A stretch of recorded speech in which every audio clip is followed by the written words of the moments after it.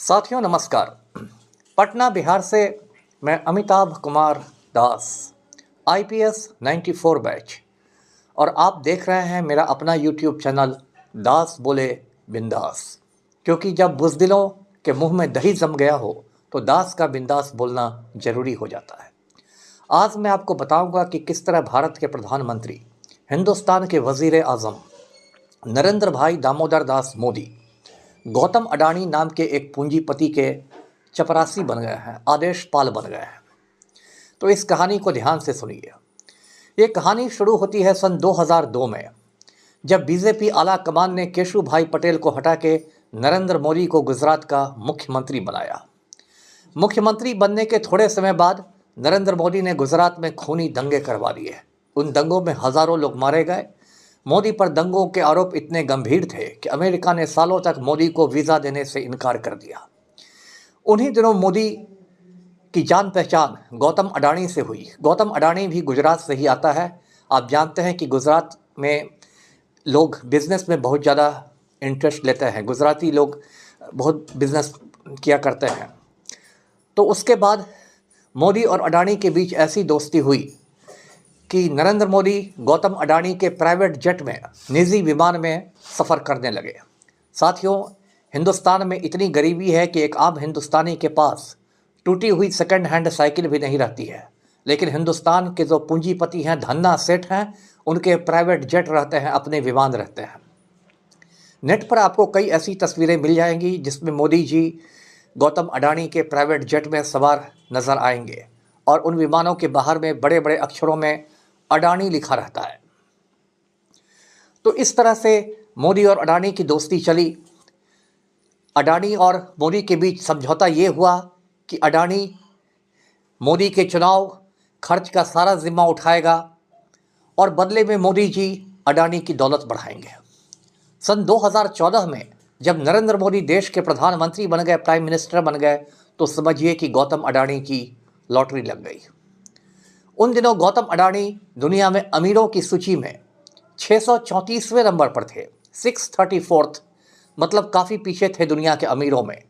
लेकिन गौतम अडानी ने मोदी जी को हुक्म दिया कि मुझे अब तुम्हें दुनिया का सबसे अमीर आदमी बना देना है। मोदी जी ने कहा जी हुजूर, और फिर काम शुरू हो गया। उसके बाद मोदी जी ने ऐसा काम शुरू किया जो आज तक देश के किसी भी प्रधानमंत्री ने नहीं किया।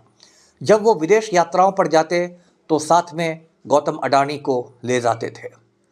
जब मोदी जी ऑस्ट्रेलिया गए तो ऑस्ट्रेलिया में उन्होंने बड़े बड़े कोयला खदान गौतम अडानी को दिलवा दिए। हद तो तब हो गई जब गौतम अडानी को स्टेट बैंक से हज़ारों करोड़ रुपए लोन चाहिए थे, कर्ज चाहिए था, तो नरेंद्र मोदी ने स्टेट बैंक की चेयरपर्सन को ही ऑस्ट्रेलिया बुलवा भेजा।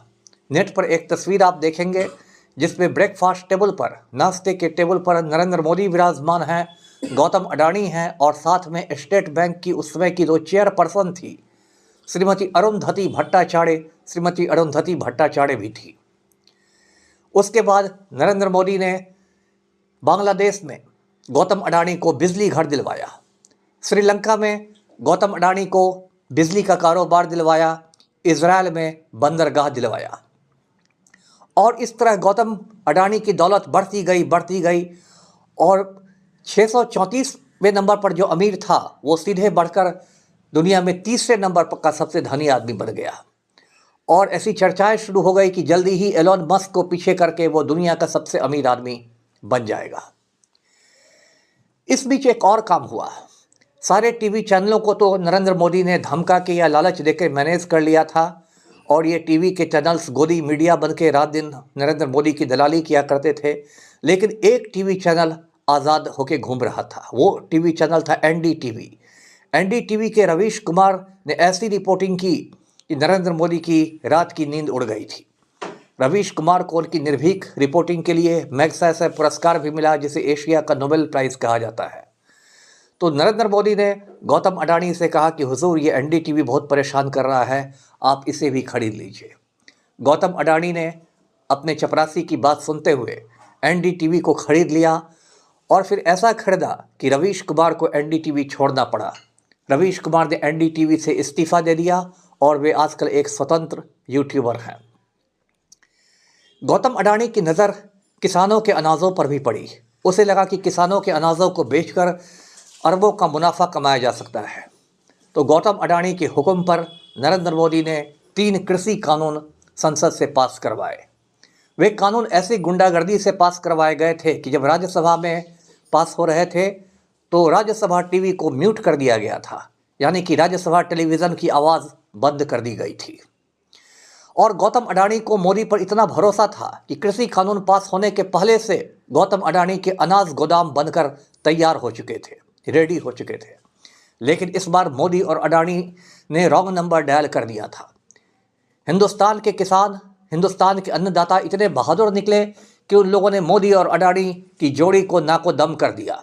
13 महीने तक किसान आंदोलन चला। लाखों किसान दिल्ली के सिंधु बॉर्डर पर, टिकरी बॉर्डर पर बैठे रहे, खुले आसमान के नीचे। लगभग 700 किसान शहीद भी हुए। गोदी मीडिया को सुपारी दी गई कि किसान आंदोलन को बदनाम किया जाए।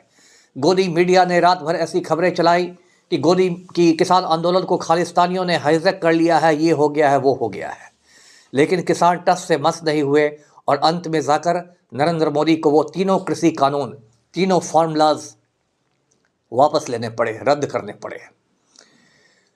पिछले साल हिंडनबर्ग रिपोर्ट ने गौतम अडानी को बिल्कुल नंगा कर दिया।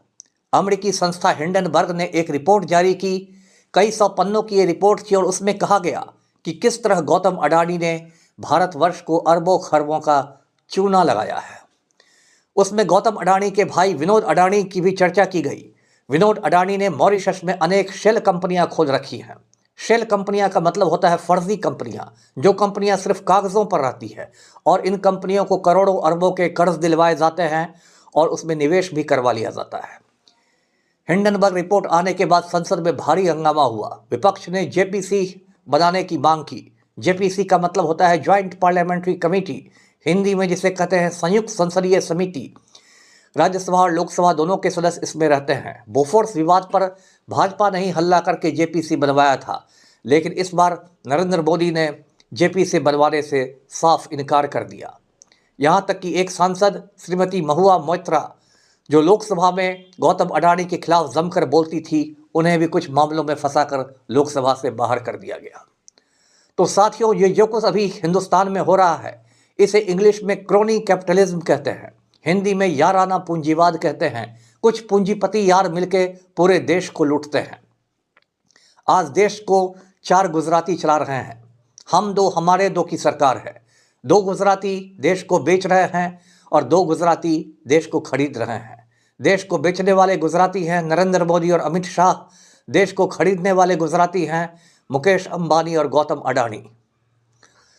तो साथियों, इस देश में पूरा लूटपाट का दौर जारी है और मोदी और अडानी को मिलाकर लोग अब मोडानी कहने लगे हैं और ये मोडानी का गिरोह पूरे हिंदुस्तान को लूट रहा है। गरीब लोगों को मूर्ख बनाने के लिए राम मंदिर की नौटंकी भी कर दी गई है।